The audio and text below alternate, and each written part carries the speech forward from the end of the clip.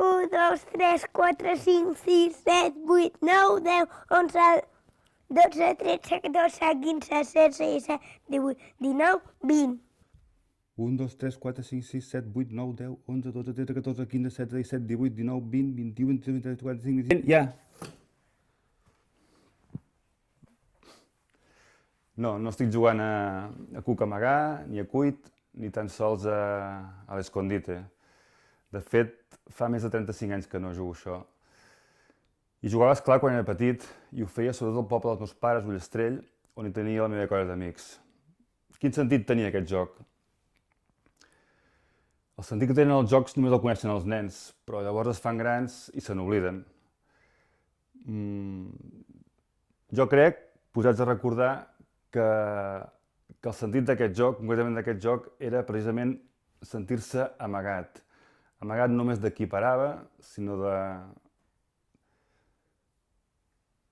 també dels grans que paraven la fresca a la vorera del davant i fins i tot d'un mateix. Sentir-se amagat d'un mateix. És tot un sentit per un joc.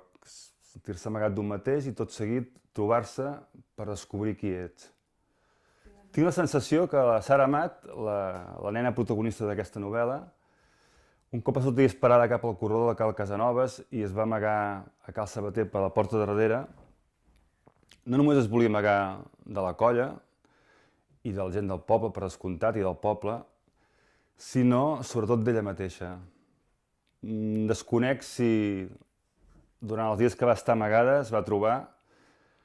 El que sí sé és que la va trobar dins del seu quarto el Pep de Cal Sabater, un nen de la colla temeràriament enamorat, i ara que el recordo, podia dir que teníem molts punts en comú amb el nen que vaig ser. Per això tampoc podria assegurar-ho. 1, 2, 3, 4, 5, 6, 7, 8, 9, 10, 11, 12, 13, 14, 15, 16, 17, 18, 19, 20. Ja!